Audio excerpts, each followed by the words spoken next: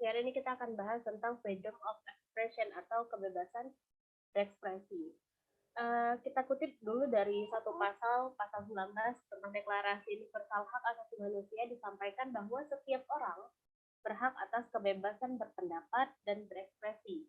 Hak ini mencakup kebebasan untuk berpendapat tanpa intervensi dan untuk mencari, menerima, dan berbagi informasi dan ide melalui media apapun dan tanpa memandang batas negara, baik secara lisan, tertulis, maupun cetak dalam bentuk seni atau melalui media lainnya yang dikehendaki. Ini kita mulai ketika berbicara tentang freedom of expression atau kebebasan berekspresi adalah dari Deklarasi Universal Hak Asasi Manusia. Jadi ketika kita bicara tentang kebebasan berekspresi, maka itu adalah salah satu bentuk atau bagian dari hak asasi manusia. Ini ada di pasal 19 tahun 1948. Kebebasan berekspresi itu sama dengan kebebasan berbicara.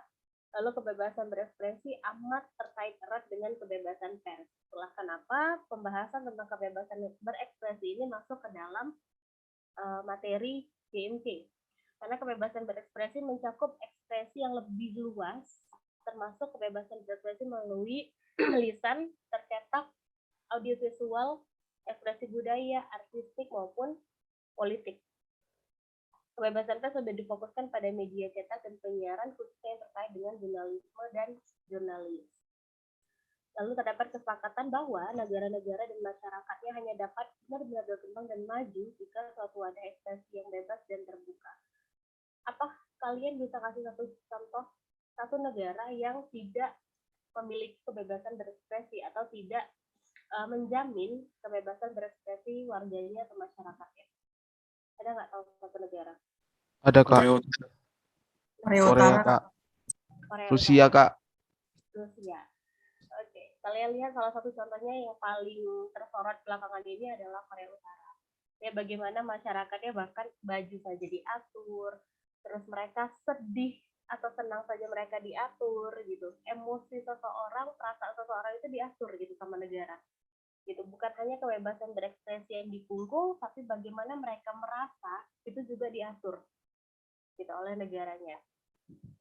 Itulah kenapa kalau kita lihat Korea Utara sama Korea Selatan jauh berbeda.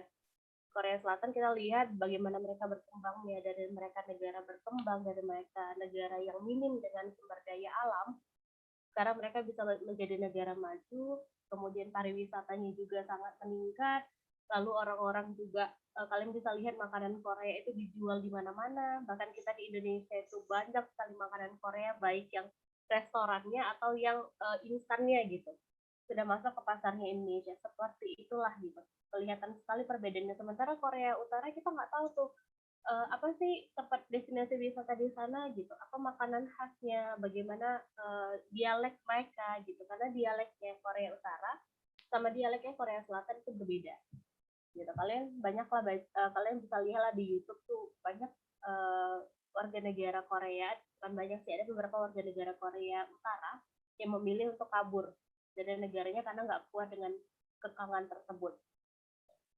Kemudian kita lempar satu pertanyaan.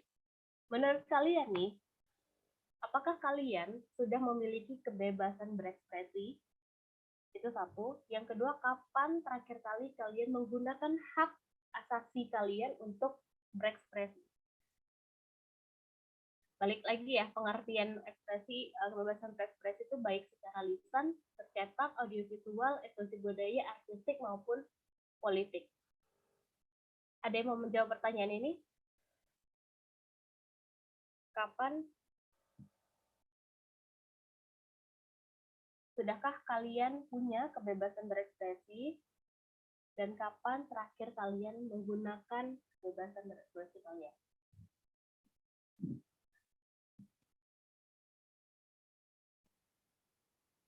Ada yang mau jawab?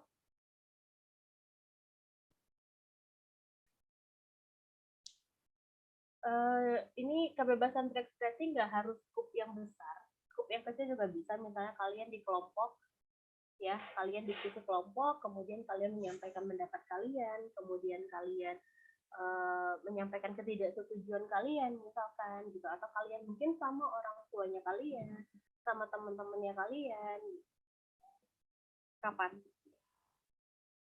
Izin jawab, Kak. Silakan. Mungkin kalau menurut saya itu yang terakhir kali ketika rapat organisasi, Kak. Jadi menyampaikan ketidaksetujuan tentang rancangan sesuatu gitu, Kak. Itu menurut saya. Oke, terus menurut Fauzan, kamu sudah memiliki kebebasan berekspresi?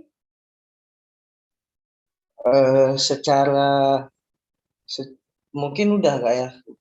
Dianggap sudah didengarkan sama orang gitu, Kak. Kalau di organisasi gitu. Oke, terima kasih Fauzan. Pernah nggak kalian ketika mau berpendapat ada keraguan? Atau kalian mengurungkan niat kalian adalah sampai ini? Ntar begini, ntar begitu. Oh, udahlah, biar aja.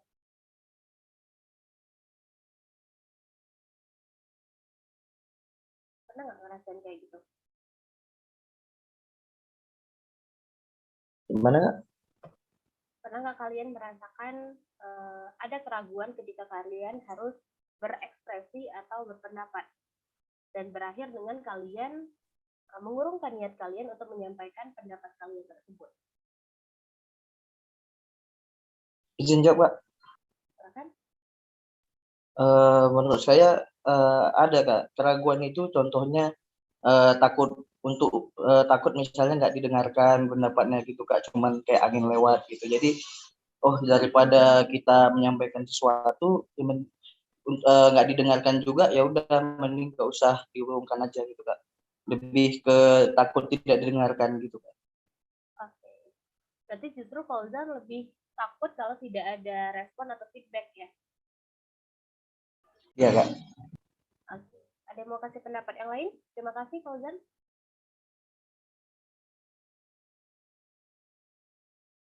Sudah? Hanya Fauzan yang mau kasih pendapat? Izin masuk saya Kak. Jenny Kak. Oke, Jenny. Kalau Jenny pernah mengurungkan niat untuk berpendapat, pernah. Mungkin lebih ke kadang mungkin minder juga sih Kak sama kawan yang merasa kayak mungkin pendapat teman yang itu bakal tetap lebih bagus gitu. Pendapat aku mungkin bakal tetap kalah sama dia gitu. Lebih ke ya ada rasa gitu. Aku dianggap salah aja. Oke, terima kasih Jenny. Berarti bisa kita lihat bahwa faktor seseorang merasa tidak memiliki kebebasan berekspresi atau kebebasan berekspresinya merasa sedikit terkungkung itu justru bukan hanya dari faktor eksternalnya saja, tapi dari internal diri seseorang itu bisa membuat dia kehilangan atau menggerus sedikit kebebasan dia dalam berekspresi. Kenapa kebebasan berekspresi penting? Karena yang pertama, kebebasan berekspresi adalah cara untuk menjamin pemenuhan diri seseorang dan juga untuk mencapai potensi maksimal dari seseorang. Bayangkan kalau di hidup kalian tidak punya kebebasan untuk menyampaikan pendapatnya kalian. Kalian nggak suka, kalian nggak bisa bilang. Kalian nggak setuju, kalian nggak bisa bilang. Akhirnya apa? Akhirnya kalian nggak akan berkembang. Akhirnya kalian menjadi pribadi yang secara mental terganggu karena kalian tidak bisa menyampaikan dan menyuarakan isi kepala dan isi hatinya kalian. Lalu yang kedua, untuk pencarian kebenaran dan kemajuan pengetahuan, lalu agar orang lain dapat berpartisipasi dalam proses pengambilan keputusan khususnya di arena politik. Begitu juga dengan yang namanya ilmu pengetahuan. Kalau tidak ada orang yang mau menyampaikan pendapatnya bahwa ini harus diperbarui, ini harus diupdate nih pengetahuannya, maka ilmu kita dari zaman bahla dulu sampai sekarang akan seperti itu. Teknologi yang sekarang kita nikmati mungkin nggak ada kalau tidak ada namanya kebebasan berpendapat. Orang yang punya ide, oh ini bisa nih nanti kita buat teknologi namanya handphone gitu misalnya, atau teknologi yang mempermudah seseorang untuk bertukar kabar, nggak surat-suratan. Kalau pendapat orang tersebut dikekang atau dikungkung, maka tidak ada teknologi seperti yang sekarang kita rasakan. Lalu memungkinkan masyarakat dan negara untuk mencapai stabilitas dan adaptabilitas atau kemampuan beradaptasi. Salah satu bentuk kebebasan berekspresi dalam bernegara, terutama negara demokrasi apa? Pemilu Kak. Bentuk konkret, iya. Pemilu Kak, termasuk. Pemilu. Benar. Lalu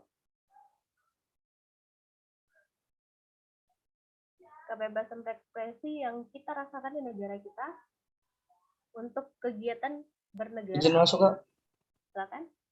Demo Kak. Demonstrasi. Benar. Pemilu, demonstrasi. Lalu ada lagi? Kalau kampanye termasuk nggak? Kayak kampanye gitu. Kalau kampanye itu kan lebih ke dia bagian dari si pemilu itu sendiri. Gitu. Dan dia kan di situ untuk mempromosikan dalam tanda kutip si calonnya. Jadi kalau untuk contohnya lebih kepada pemilu, kira. Dan kampanye adalah bagian dari pemilu tersebut. Satu lagi adalah independensi dari pers.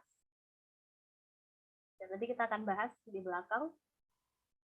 Lalu kebebasan berekspresi terancam ketika surat izin untuk menerbitkan atau menyiarkan dicabut atau ditolak, terjadi intimidasi fisik atau emosional, akses kepada informasi diabaikan atau dibatasi secara tidak sah, gugatan atas pencemaran nama baik secara tertulis maupun secara lisan disalahgunakan.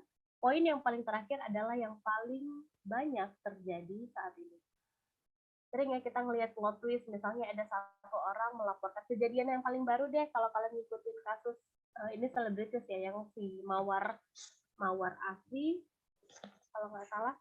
Jadi dia cerita atau dia curhat di media sosialnya tentang suaminya dan babysitter anaknya yang katanya punya hubungan di belakang.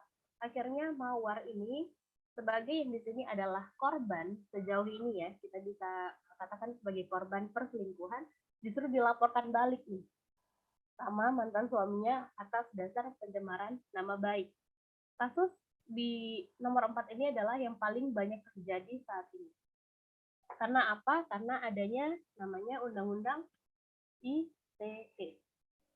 Undang-Undang ITE adalah satu bagian dari hukum yang bisa kakak bilang bertolak belakang dengan kebebasan berekspresi. Kita nggak tahu nih sampai batas di mana atau apa standarnya bahwa kita bisa melaporkan seseorang atau kita bisa dilaporkan oleh seseorang.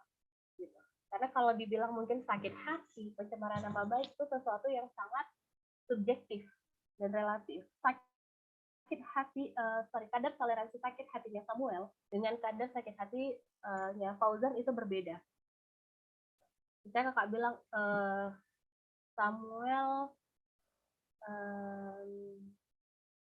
Samuel sering terlambat misalnya.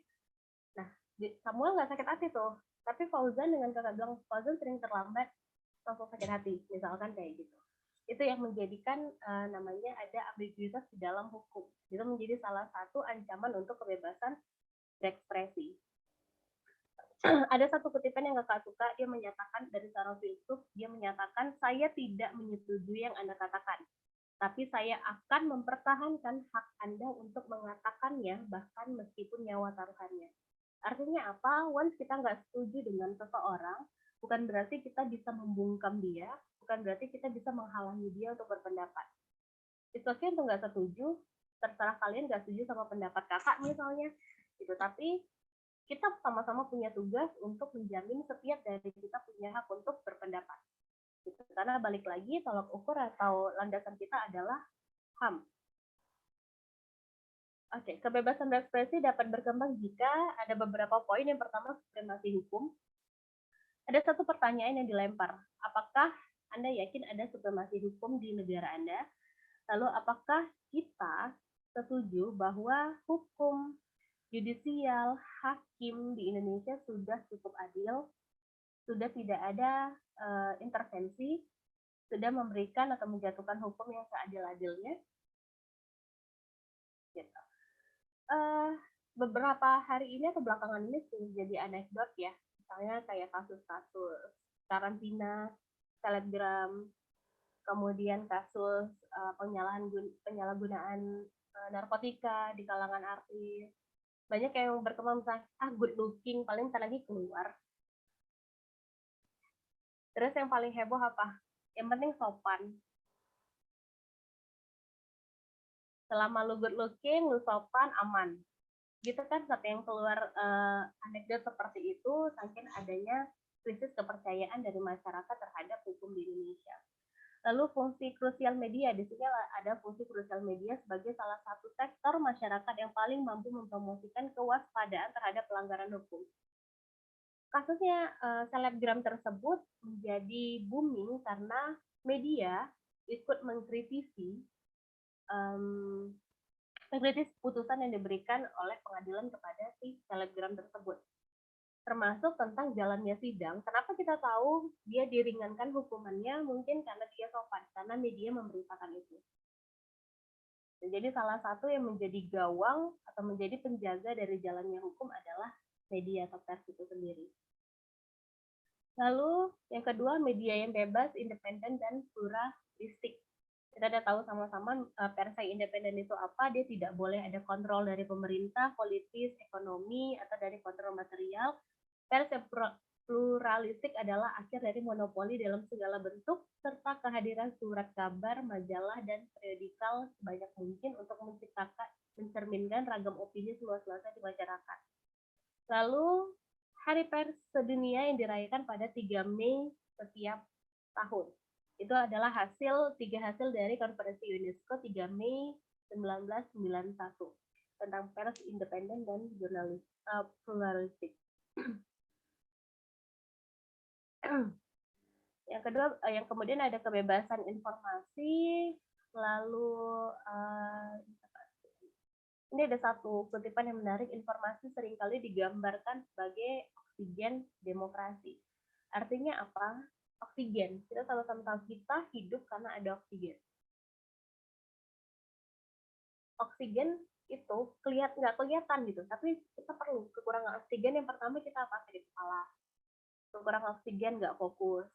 Kekurangan oksigen bisa jadi ke darah dan lain-lain sebagainya gitu. Jadi ada beberapa penyakit-penyakit yang bisa datang gara-gara oksigen aja. Begitu juga lah informasi di mata demokrasi. Informasi adalah oksigen dari demokrasi. Jadi kalau informasi terkungkung, informasi dihentikan atau informasi dikontrol, maka demokrasi akan kekurangan yang namanya oksigen.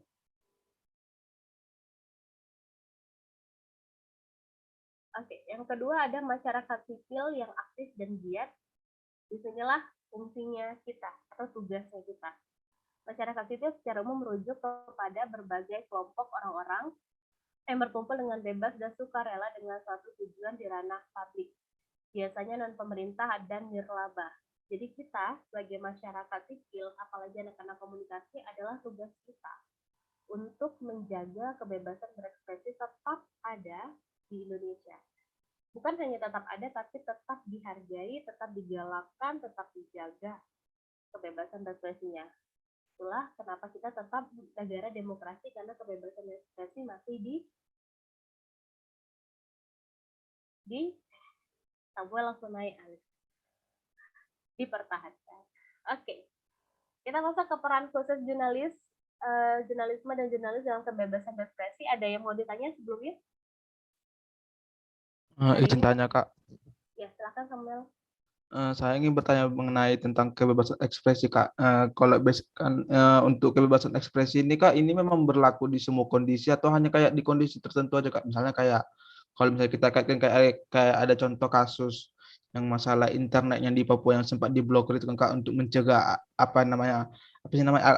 berita-berita hoax ataupun kayak semacam adu domba gitu dari oknum tertentu Kak. Tapi kan itu alasan dari pemerintah, tapi dari alasan dari masyarakat kan itu jadi lebih kayak masyarakat bilangnya jadi kayak pemerintah kayak melarang kita untuk melakukan ekspresi kita dalam menyebarkan informasi ataupun segala macam. Jadi itu gimana ya Kak? Apa memang betul kebebasan ekspresi terus ditentukan apa harus dikondisikan dengan waktu atau kondisi atau bebas kapan aja gitu dan di mana aja gitu Kak? Oke, terima kasih Samuel. Bebas bukan berarti kita bergerak tanpa aturan.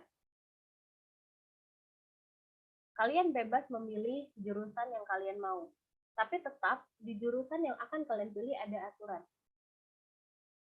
Misalnya ketika kalian mau masuk kuliah nih, memilih jurusan, nggak ada yang melarang kalian untuk memilih jurusan komunikasi, kedokteran, and bla. Tapi ada peraturan yang harus kalian turuti. Kalau di komunikasi aturannya ini itu. Kalau di kedokteran aturannya ini itu.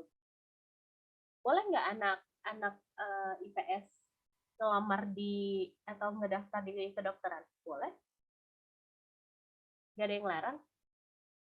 Tapi aturannya dia memenuhi tidak? Dia memenuhi persyaratan atau tidak? Begitu juga kebebasan berekspresi. Kita dibolehkan untuk berekspresi, tapi balik lagi benar ada aturan, ada waktu, ada ketentuannya. Kapan kita boleh mengeluarkan, kapan boleh kita hold dulu nih. Kita tahan dulu nih. Dan yang kedua yang paling penting, yang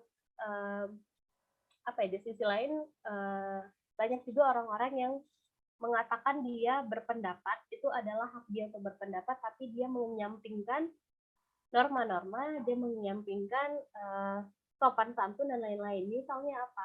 Mau berpendapat nih tentang seseorang, tapi menyampingkan psikologis orang tersebut, menyampingkan kondisi diri seseorang tersebut. Itu yang tidak diperbolehkan. Karena efeknya apa? Apa sih menyenangkannya dengan kita berekspresi atau kita berpendapat tapi akhirnya menyakiti salah satu pihak? Kalau contoh paling kecil, kalau kakak misalnya mau berpendapat tentang Samuel, apakah pendapat kakak benar-benar bisa membangun Samuel? Atau pendapat kakak hanya untuk memuaskan ego kakak untuk bisa bersuara? Beda nggak? Kakak mau berpendapat tentang katakanlah Jokowi. Apakah pendapat kakak benar-benar bisa berpengaruh terhadap kebijakan? Atau pendapat kakak hanya cara kakak untuk mengeluarkan isi kepala dan isi hati kakak? Jadi kita sebagai manusia menggunakan kebebasan kita dalam berekspresi juga harus menggunakan logika dan hati. Karena banyak yang kita sering dengar bahwa lidah itu lebih tajam daripada pisau. Jadi gampangnya atau ringkasnya benar ketika kebebasan berekspresi atau ketika kita mau berekspresi harus melihat siapa lawan bicaranya kita, bagaimana kondisinya, bagaimana timingnya, apakah yang kita sampaikan memang esensial untuk disampaikan, apakah yang kita sampaikan memang akan memberikan dampak atau pengaruh yang baik atau hanya sekadar wadah untuk kita mengeluarkan atau meluapkan emosinya kita. Jadi kakak pernah baca si Alice Sutanto, kalau kalian tahu, dia penulis buku script sheet, kalau kalian tahu. Jadi dia pernah bilang, kadang-kadang gini, kita tuh terbawa emosi. Kita nggak bisa memilah. Jadi kalau makanya kalian lihat banyak yang nge-tweet atau yang buat caption itu emosi sesaat, gitu. Akhirnya dia bilang, saya minta maaf karena saya emosi. Jadi dia bilang gini, sebelum kalian nge-tweet atau memposting sesuatu, coba kalian tulis aja dulu, misalnya kalian tulis dulu di caption atau di tweet, tanpa kalian publish. Kalian tulis, keluarkan semua amarah kalian, masukkan ke dalam draft. Sudah setelah beberapa jam, kalian buka lagi draft tersebut. Lalu kalian pikirkan, memang pantas nggak ya untuk aku sampaikan? Memang pantas nggak ya untuk aku posting? Baik nggak ya kalau aku posting gitu? Jadi itu tadi, kebebasan berekspresi selain tadi harus melihat waktu, tempat, dan lain sebagainya, kita harus melihat ke diri kita sendiri. Apakah kita tulis itu dengan berpikir jernih, based on data, ataukah hanya berdasarkan emosi jadinya kan, emosional saja. Gitu Samuel. Dapat nggak? Dapat Kak. Berarti tergantung lebih ke konteksnya aja gitu ya Kak, dan tujuannya gitu. Paham Kak?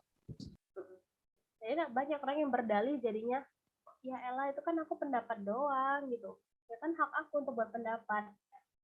Ya pada akhirnya pendapat dia itu ada efek positifnya nggak? Membangun seseorang nggak? Membangun negara nggak? Gitu. Atau cuma sekedar itu suap-suap dia doang. Oke, kita lanjut dulu peran khusus jurnalisme dan jurnalis dalam kebebasan berekspresi.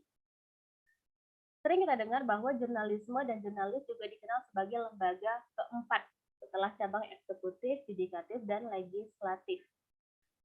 Cabang keempat ini adalah check dan balance dalam sistem, berada di posisi check dan balance, artinya harus menanyakan pertanyaan keras, mengungkapkan tindak kejahatan, dan membantu orang-orang yang berada di kekuasaan tetap jujur. Inilah kenapa pers tidak akan pernah hilang dan tidak akan pernah bisa digantikan oleh jurnalisme media sosial yang pernah kita bahas. Lalu pers itu di dalam kebijakan itu digunakan sebagai anjing penjaga dan anjing jinak. Anjing penjaga, jurnalis memberikan kolom liputan terlalu banyak bagi politisi dan kampanye serta janji-janjinya.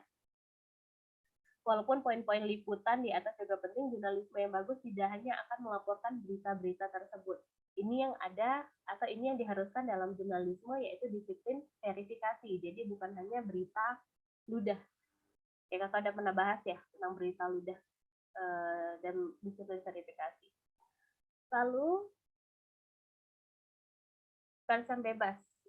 Agar jurnalis dapat menjalankan fungsi sebagai check and balance, artinya pers harus bebas, tidak boleh dikontrol oleh pihak manapun.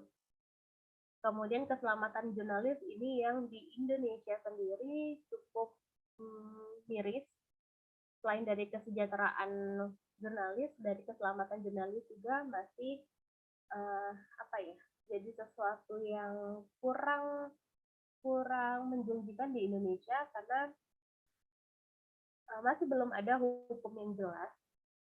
Masih belum ditetapkannya yang namanya hukum kalau jurnalis itu begini, ketika mereka melakukan kesalahan maka mereka punya hak jawab gitu, atau si yang merasa korban itu punya hak jawab. Jadi kalau dia nggak suka dengan sama pemberitaan kita, dia punya hak jawab. Dia bisa minta wawancara ulang, atau dia bisa merilis press conference-nya, dia bisa merilis press release-nya. Itu diperbolehkan, dan nanti si jurnalisnya atau medianya akan membuat yang namanya revisi, katakanlah revisi bahwa kami melakukan kesalahan pada pemberitaan sebelumnya, harusnya begini. Tapi yang terjadi adalah ketika satu oknum misalkan tidak suka dengan apa yang dituliskan oleh jurnalis, yang terjadi adalah kekerasan terhadap jurnalis. Sebenarnya itu sudah menyalahi. Lalu soal regulasi media, misalnya ada kesalahan, sering terjadi ada kesalahan penulisan nama, kesalahan tanggal, typo yang paling riskan itu adalah typo, misalnya tanggal, lokasi, hari, tahun gitu. Alternatifnya adalah sebuah regulasi media, artinya regulasi media oleh media sendiri, dan media itu membutuhkan sosok lain nih, seseorang yang pakar, misalkan dia ombudsman ya, misalnya dia seperti pensiunan hakim ataupun profesor akademik yang bisa membantu si media ini atau si pers ini untuk menghindari yang namanya kesalahan-kesalahan. Apa yang bisa kita lakukan? Memonitor kondisi kebebasan berekspresi di negara Anda, merayakan Hari Kebebasan Pers sedunia setiap tahun, mulai membangun jaringan dengan organisasi lokal, dan belajar mengidentifikasi sumber informasi Anda. Ini hal yang paling kecil dan paling dasar yang bisa kita lakukan untuk menjaga kebebasan berekspresi tetap ada di Indonesia. Kayaknya kalau merayakan Hari Kebebasan Pers cuman jurnalis deh yang merayakan ini. Kita orang-orang yang non-jurnalis atau yang bukan berkecimpung di media itu nggak peduli dengan ini. Padahal kebebasan pers atau kebebasan ekspresi adalah salah satu sekali lagi nafas atau oksigen dari demokrasi. Oke, ada yang mau ditanyakan? Hari ini materinya cukup panjang kalau kita bahas tentang kebebasan berekspresi. Ada yang mau dibahas atau ada yang mau ditanyakan? Oh iya, Samuel, kakak minta tolong buatkan absen ya, presensi ya. Oke, Kak, siap. Ada yang mau ditanyakan, teman-teman? Izin bertanya, Kak. Silahkan, Katrian. Ya, Kak. Ini kan kalau misalnya jurnalis membuat kesalahan itu kan keselamatannya itu rawan kali gitu kan, Kak. Nah, ini tadi kan kalau ada kesalahan kita bisa buat regulasi media. Nah, untuk wartawannya sendiri harus buat surat juga, kayak surat permintaan maaf pribadi karena kesalahan di medianya itu atau gimana Kak? Atau dari regulasi media itu aja Kak? Oke, terima kasih Satrian. Yang membuat itu tadi kakak bilang, medianya yang harus membuat pernyataan. Kenapa? Karena ketika satu berita itu sudah naik, artinya sudah ada persetujuan dari berbagai pihak di media tersebut, dari redakturnya, dari pemretnya, dari pimpinannya. Artinya mereka ada ACC nih, oke ini berita layak naik. Jadi ketika berita itu sudah naik, maka yang bertanggung jawab adalah medianya.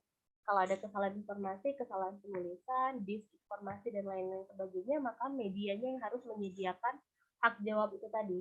Mereka menyampaikan kesalahan mereka mau melakukan permohonan maaf, mereka menyediakan space untuk si korban untuk bisa bersuara. Ini yang salah, ini yang harus diperbaiki. Itu. Jadi bukan si jurnalisnya.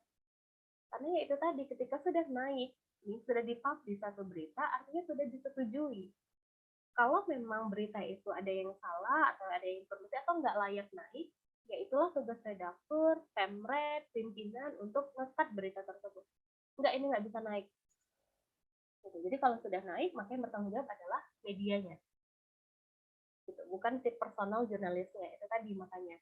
Banyak kesalahan adalah beberapa, tapi kalau belum banyak maka judgement gitu kan. Cuman itu yang belum bisa benar-benar diterapkan di Indonesia. Jadi biasanya kalau udah ada satu kesalahan berita misalkan, atau ada yang nggak senang sama beritanya, yang diincar adalah si jurnalisnya. Padahal itu adalah tanggung jawab dari media tempat dia bernaung. Gitu. Dapat? Oke, terima kasih Kak, udah jelas. Oke. Ada lagi?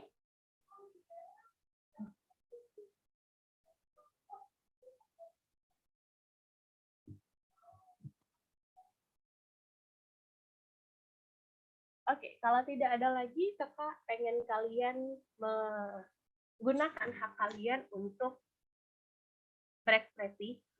Sekarang coba tuliskan satu pendapat kalian yang nggak pernah bisa kalian keluarkan, tapi ingin kalian keluarkan. Apa aja? Pendapat kalian tentang kakak misalnya, pendapat kalian tentang kampus misalnya. Ini enggak ini ya, enggak pakai baperan gitu. Jadi kalau kalian misalkan mau mengkritisi kampus, prodi, ya silahkan gitu. Karena kita di sini belajar untuk bebas berekspresi. Silahkan.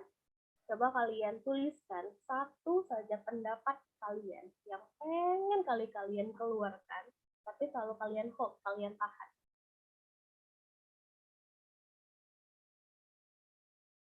Silahkan dituliskan. Bisa untuk negara, bisa untuk teman kalian, bisa untuk kampus, bisa untuk orang tua kalian, misalnya bisa untuk ayang kalian, kalau kalian punya ayang. Kenapa Vira? Oke, silakan teman-teman. 1-5 menit aja ya.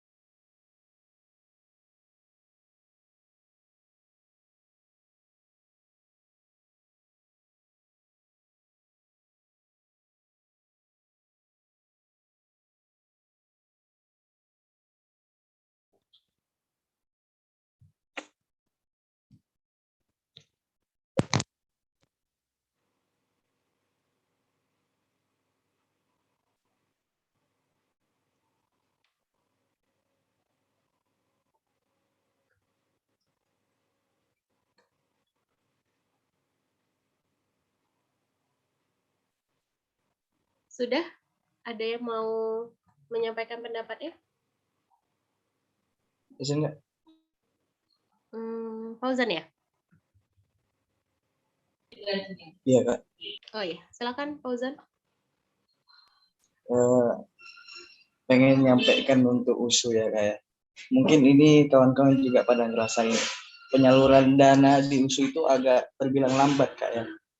Dari penyaluran dana, misalnya penyaluran dana untuk menang lomba atau dana yang lain-lain lah gitu. Jadi saya ingin ya menyampaikan jangan lama-lama lah gitu untuk penyaluran dana karena orang juga butuh gitu. Ini mungkin beberapa pernyataan saya yang saya sembunyikan gitu. Saya pengen bilang sama dosen-dosen atau yang lain lah yang di atas gitu, tapi nggak berani gitu. Jadi ya mungkin kenapa bisa lama gitu penyaluran ini? Itu yang saya tanya-tanyakan gitu. Terima kasih Kak. Mungkin itu aja Kak. Oke, terima kasih Fauzan. Nanti mungkin bisa kakak spill sedikit ya. Karena kan kakak juga nggak bisa langsung naik ke rektorat. Biasanya kan itu di rektorat atau di dekanat. Tapi bisalah kakak spill sedikit ke ke ketua prodi. Gitu, karena gimana pun kan kita ada struktur organisasi. Jadi kalau mau menyampaikan sesuatu tuh harus melihat strukturnya dulu kan. Kita kemana dulu, jangan langsung lompat ke struktur yang lebih tinggi. Oke, terima kasih Fauzan sudah menyuarakan pendapatnya. Mudah-mudahan akan ada perubahan ya, karena kan gimana pun itu haknya si pemenang, haknya kalian, dan kalian berlomba juga pasti bukan ujuk-ujuk berlomba lah gitu. Pasti kalian punya goal sendiri gitu. Dan salah satunya adalah goal secara material. Oke, terima kasih Fauzan sudah bersuara. Ada lagi yang mau membacakan pendapatnya? Kak Pira mau. Silakan Pira.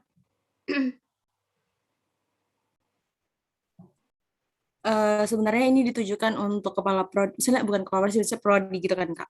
Jadi kemarin yang ada kasus 2019 yang tentang salah satu pelaku penjahat kelamin yang mungkin kalau misalnya bagi sebagian orang ini tuh udah kasus biasa, misalnya kasus yang lumayan terkejut dan sebagian orang itu udah tahu gitu kan Kak tentang kasus pelecehan seksual ini kan Kak. Apalagi pelakunya itu anak mahasiswa, iya bukan Kak, yang mahasiswa komunikasi Kak, yang dibilang iya Kak. Kakak nggak tahu ya? Nanti kita. Kakak 2019 belum masuk soalnya, jadi nggak dengar kabar. Ya Kak, jadi sebenarnya mau spill gitu Kak, kami kan udah ngelapor gitu kan, maksudnya para pelaku itu udah ngelapor ke Prodi, tapi Prodi itu nggak ada tanggapannya sama sekali. Malahan Prodi itu nyuruh kami untuk berdamai itu Kak sama si pelaku gitu. Prodi sama sekali nggak mau turun tangan, kayak lebih mementingkan nama baik komunikasinya sendiri gitu Kak, tanpa memikirkan gimana sih sebenarnya perasaan korban jumpa lagi sama pelaku, bahkan pelaku itu masih bisa ketawa-tawa, senyum saat kelas juga dia aktif yang memuakkan gitu kan Kak. Jadi dia tuh kayak nggak ada merasa bersalah dan kayak nggak bisa deh kayak nggak ada perasaan bersalah yang dia nggak ada minta maaf sama sekali gitu Kak, dan Prodi sampai sekarang diam-diam aja gitu ya. Gimana ya Kak, mau bilang sama Bu Masda ya Kak, sama kepala Prodinya juga, ibu itu yang bilang cobalah kalian berdamai dulu, nggak ada mau turun tangan sama sekali gitu, dan udah minta bantuan sama dosen PA, minta bantuan sama dosen-dosen yang mungkin mereka memikirkan perasaan perempuan gitu kan Kak. Tanggapan beliau juga sama gitu. Jadi dosen yang aja udah mau bilang tanggapan mereka kayak gitu, apalagi mahasiswa yang jadi korbannya gitu kan Kak. Nggak ada sama sekali kejadian lanjut untuk si mahasiswa ini di DO atau gimana gitu Kak. Itu aja sih Kak, terima kasih. Oke, terima kasih Vira. Satu hal yang menyakitkan hati ya, terutama bagi kaum perempuan. Ini satu hal yang sering kali terjadi ketika si perempuan misalnya mendapatkan tindakan yang tidak baik, yang senonoh, katakanlah pelecehan, malah diminta untuk udahlah berdamai, udahlah ini kan cuma gitu doang. Gitu. Ngadali seperti itu satu hal yang sangat miris. Kakak jujur baru tahu ini Vira, kakak nggak tahu ceritanya sama sekali. Jadi udah hitungan 2 tahun nih di komunikasi, tapi kalau duduk di prodi tuh nggak pernah dengar cerita ini sama sekali. Yang di satu sisi jelas itu miris, Yang sisi yang kedua, kenapa akhirnya muncul statement seperti itu Vira? Kakak mencoba mandang dari dua sisi ya. Karena muncul statement seperti itu lagi-lagi karena ketika kita bicara mau memberikan dia satu sanksi, katakanlah drop out, SP, apalah sebagainya, kita harus punya bukti. Itu yang paling sulit. Itu yang paling sulit terjadi di untuk terkait dengan pelecehan. Kita harus punya bukti. Karena kenapa? Karena kalau kita memberikan dia sanksi atau prodi katakanlah memberikan dia sanksi tanpa ada bukti, justru bisa dilaporin balik. Mana buktinya saya melakukan pelecehan? Prodinya yang dilaporin balik. Akhirnya prodi yang laporin balik bukan cuma satu orang yang kena efeknya, tapi kita semua yang ada di bawah naungan prodi yang akan kena efeknya. Itu yang pemikiran jangka panjangnya. Jadi saran dari kakak, ketika kalian melihat itu, atau amit-amit jangan sampai terjadi di kalian, usahakan punya barang bukti. Itu sesuatu yang susah memang. Kayak mana kan kami nggak tahu bakal terjadi kak. Gitu. Kan kami nggak tahu kan, tapi begitulah. Gitu. Karena kita hidup di negara hukum, apapun harus ada proof, ada buktinya. Itu yang sulit sebenarnya. Itu juga yang kita sama sekali nggak bisa mikirin solusinya, karena begitulah hukum berjalan dan bekerja. Selama tidak ada bukti, maka tidak ada orang yang bisa kita jatuhi hukuman. Coba deh kalian kalau buat laporan ke kepolisian, ditanya, buktinya mana? Kumpulin aja dulu buktinya. Gitu nggak?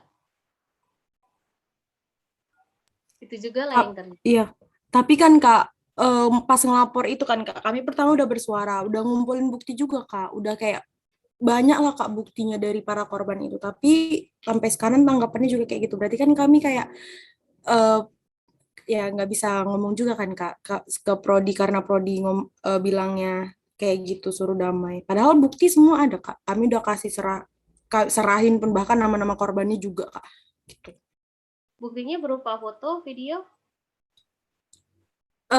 Foto Kak, foto ada gitu. Oke, nggak coba untuk naikin kasus, nggak berhenti di prodi?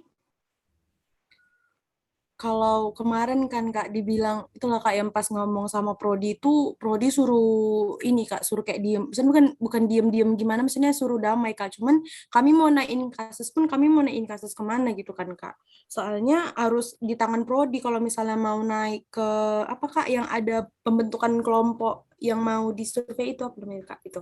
Kemarin tuh katanya kayak harus berawal dari Prodi gitu. Oke.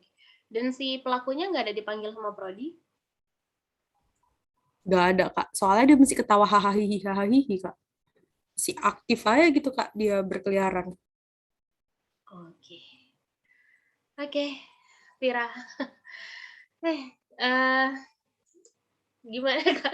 Karena kakak perempuan soalnya, dan kakak yakin laki-laki yang di sini yang punya hati nurani pasti miris mendengar ini. Tapi atas nama prodi kakak saying sorry untuk teman-teman yang sudah melapor atau teman-teman korban. Maaf kalau memang belum bisa merangkul dan menjaga, memfasilitasi kalian untuk kasus ini. Gimana ya, kakak ada di dua sisi nih sebenarnya, dari sisi kakak sebagai manusia dan perempuan, dan sisi kakak sebagai dosen gitu. Cuman satu yang bisa jadi contoh itu kayak kasus mahasiswa yang dilecehkan oleh dosen yang fisik itu, kalau kakak nggak salah tuh sempat ada sampai dikirim karangan bunga ya sama orang yang untuk atau kakak lupa pokoknya. Itu kan kasusnya dia nggak ke prodi, nggak kemana, dia langsung ke media. Gitu. Kalau kakak pribadi sih merasa lebih baik malu karena kasusnya ketahuan dan kemudian kita tidak lanjut, daripada nama kita tetap baik-baik saja padahal ada aib yang kita simpan gitu. Kalau kakak pribadi mikirnya seperti itu. Lebih baik orang tahu ada sesuatu yang tidak baik, tapi kemudian kita coba cari solusinya dan kita perjuangin hak korban, daripada kita namanya terlihat baik padahal ada yang tersakiti di dalamnya. Kalau kakak sih pribadi mandangnya seperti itu. Tapi ya balik lagi Vira, kalau kalian mau berjuang, masih mau berjuang, silahkan tetap berjuang. Kalau di jalan yang sekarang kalian tidak mendapatkan tanggapan, silahkan berjuang di jalan yang lain. You guys have my back. Gitu. Jadi ya begitulah. Sekali lagi Kak saying sorry untuk kalian, Fira, teman-teman dan mungkin korban. Maaf kalau mungkin belum bisa merangkul kalian dan memberikan solusi untuk kalian. Gitu. Terima kasih sudah speak up, Alvira. Jadi pelajaran untuk teman-teman yang di sini.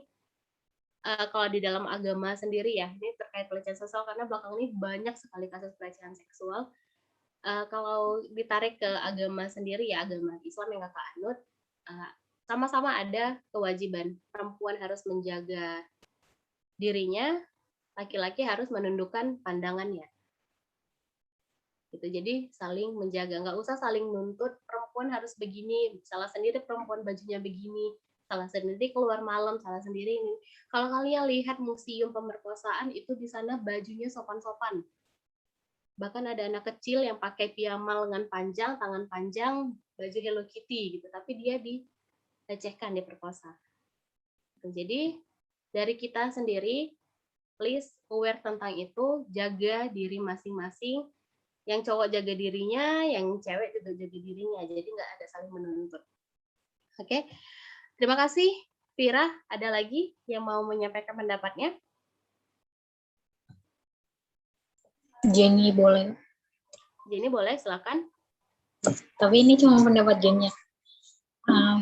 Jenny cuma mau bilang ke USU ataupun kayak pihak prodi kayak mungkin untuk masalah informasi itu kalau boleh jangan pelin-pelan, terus jangan mendadak dan jangan terlalu lama juga gitu karena kita juga suka bingung bergerak kayak apakah harus ngambil tindakan A atau harus ngambil tindakan B kalau misalnya informasinya lama keluar atau kita kayak masih nunggu-nunggu informasi.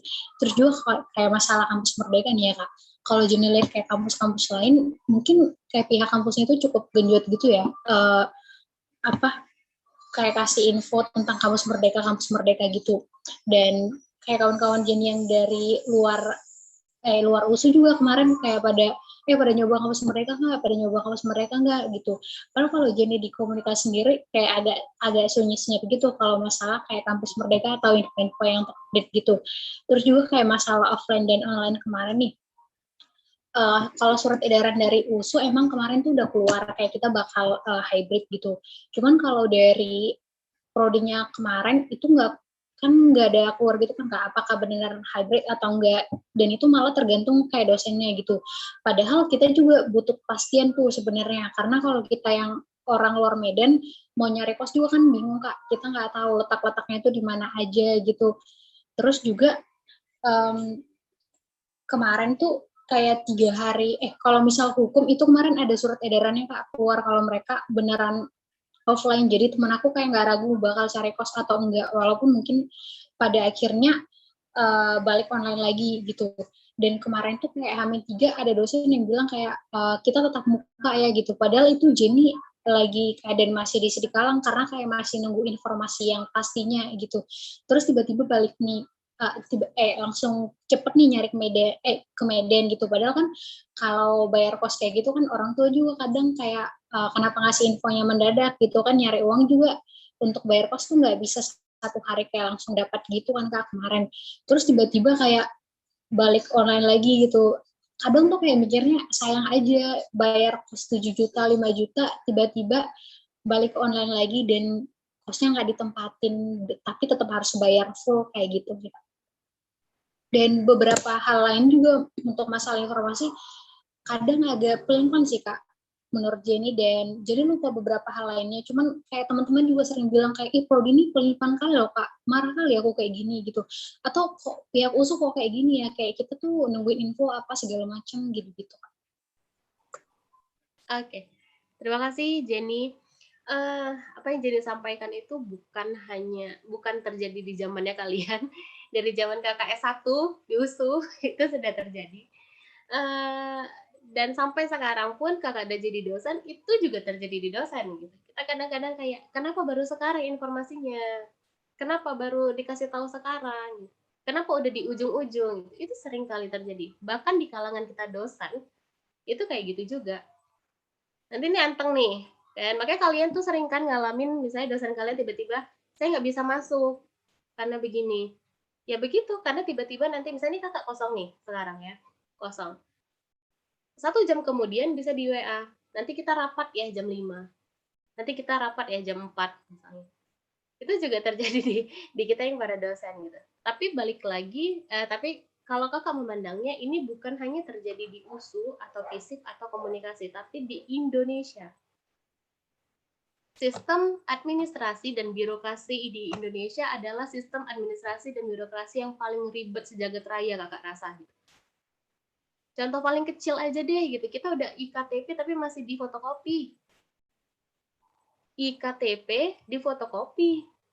Lalu gunanya IKTP apa gitu. Itulah salah satu contoh paling kecil gitu. Padahal kalau udah IKTP artinya dimanapun bisa diakses, dimanapun kantor pemerintahan manapun mereka punya data. Untuk apalagi kita fotokopi, gitu kan? Itu kalau kita memandang itu bukan hanya FISIP atau USU atau Prodi, tapi juga Indonesia. Masih berantakan sistem birokrasi dan administrasinya. Itu satu. Yang kedua, kalau terkait dengan misalkan daring atau luring, sebenarnya itu suratnya dari rektorat atau dari FISIP. Jadi nggak bisa Prodi yang memutuskan. Prodi nggak bisa memutuskan sendiri, komunikasi mau daring lah, komunikasi mau luring lah gitu, nggak bisa. Jadi kita harus mengikuti peraturan dari rektorat, kemudian dari dekanat gitu. Kalau kalian yang hari Senin ya Samuel kalau nggak salah, itu keluar kan, kalian udah offline terus keluar surat harus online lagi ya. Iya, Kalau Kak. nggak salah, makanya kita nggak jadi offline kan, harusnya kan menulis Iya, feature Kak. offline ya sama Pak Pohan. Itu nggak jadi di hari itu juga, itu bukan dari rektorat suratnya, itu dari FISIP. Jadi yang cancel untuk daring dari hari Senin yang pertama masuk dan seterusnya itu adalah dari FISIP. Kampus yang lain itu tetap luring. Gitu. Jadi nggak bisa Prodi yang memutuskan. Nah, kemudian waktu akhirnya kita sekarang daring full itu baru dari rektorat. Gitu. Jadi makanya kakak bilang administrasi dan birokrasi di Indonesia ini sebegitu jelimetnya gitu. Jadi ya kita lah ya, mungkin kalian nanti rezekinya jadi PNS misalnya, kalian orang di pemerintahan, kalian di bagian kepegawaian atau apapun, ya kita lah yang mengubah itu. Karena ya beginilah memang adanya kita hidup di negara Indonesia ini ya, guys. Birokrasi dan administrasinya ribet jelimet. Oke, terima kasih Jenny. Ada lagi? Sudah? Ada, Kak. Oke, Samuel. Terakhir ya, dari Samuel ya. Oke, silakan. Tentang masalah ingin bersuara tentang masalah apa sih, Kak? Tentang untuk masalah lebih ke administrasi sih, Kak. Kadang gini ya, kalau misalnya berkaca dari semua kampus di seluruh Indonesia gitu kan, aku lihat USU kayak lebih lambat gitu ya kan. Padahal sebenarnya bisa dibilang kalau dari segi jumlah pegawai ataupun apa, misalnya nggak ada bedanya gitu sama di universitas lain gitu ya kan. Dan juga kan apalagi kita dibilang USU kan salah satu top 1 untuk universitas terbaik se-Sumatera gitu kan. Jadi kayak itu sih yang kadang mau dibilang mau disuarakan kenapa sih untuk masalah administrasi kenapa selalu lama dan juga berlibat gitu sebenarnya. Kalau bisa dipercepat dan juga diefisiensikan, dipermudah, kenapa enggak gitu kan. Tapi ini kok makin tiap tahun bukannya makin mudah, malah makin aneh gitu, makin dipersulit yang sebenarnya nggak perlu diminta ataupun diapakan kayak gitu, diminta di dalam masa administrasi.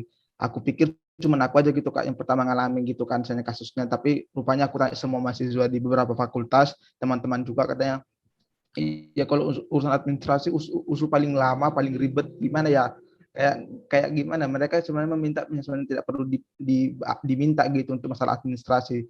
Beda sama universitas lain. Kalau universitas lain kan yang bisa yang kurang-kurang aja gitu diminta ataupun diperlukan. Misalnya kalau yang udah ada atau apa lagi nggak usah lagi gitu sih, Kak. Itu yang jadi kayak permasalahan terus dan mau disuarakan, tapi ya gitulah, agak mikir-mikir juga untuk keselamatan diri. Keselamatan diri. Emang mau diapain Samuel?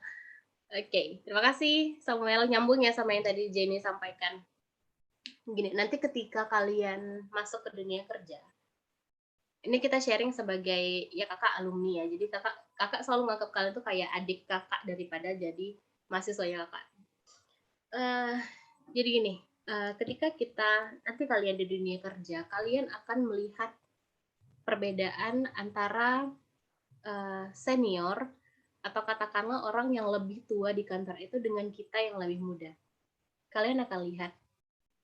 Kenapa? Karena mereka yang sudah senior, yang sudah tua, katakanlah mereka kekeh dan mereka punya pendapatnya sendiri. Mereka ngerasa cara mereka yang sudah mereka lakukan bertahun-tahun adalah cara yang paling baik. Gitu. Tantangan untuk kita yang muda nih, yang baru masuk, yang kita mungkin lebih mengerti, kita lebih peka, kita lebih paham bahwa ada cara sebenarnya atau metode yang lebih baik, lebih efektif. Paling kecil deh yang baru terjadi. Jadi kan ini lagi revisi buku panduan untuk skripsi. Di dalam buku panduan skripsi itu kan ada syarat administrasi dan lain-lain sebagainya. Jadi kakak adalah proof reader, jadi orang yang membaca terakhir kali lah gitu sebelum itu di-publish gitu atau sebelum dicetak. Jadi kakak ada satu persyaratan administrasi yang kakak bilang, Kak, ini kayaknya bisa di-cut aja deh Kak, karena ini udah mereka penuhi di step sebelumnya. Jadi ngapain harus mereka kasih lagi di step yang ini gitu. Kan udah ada berkasnya di step yang lama. Di step sebelumnya gitu. Jadi gini, katakanlah gini, kalian mau ngajuin judul. Syarat administrasinya ini. Gitu kan. Nah, ketika kalian mau maju sempro, syaratnya sama kayak ketika kalian mau ngajuin judul. Untuk apa? Ringkas kakak berpikir seperti itu. Untuk apa? Kan berkasnya udah ada di kita, untuk apa dikasih lagi? Gitu nggak mikirnya? Kalian jadi 2 kali kerja, bolak-balik fotokopi, buang-buang kertas gitu kan. Tapi ternyata nggak bisa Sof, karena memang katanya harus karena kakak udah diskusi sama si ini harus begitu memang. Ya itu tadi, karena zaman sebelum-sebelumnya atau dulu-dulunya seperti itu dan mereka rasa itu yang paling efektif dan yang paling benar. Gitu. Itu tantangannya sebenarnya. Jadi orang muda di dalam satu lingkungan pekerjaan. Nanti kalian akan ngalamin ketika kalian terjun ke dunia kerja, kalian akan mengalami gap itu. Ketika kalian mikirnya udah kemana, si rekan kerja kalian yang lebih senior mikirnya masih stagnan di situ. Makanya perubahan itu dimulainya dari kita sendiri. Kenapa kakak masuk ke USU? Karena kakak tahu masalah atau kakak tahu apa yang nggak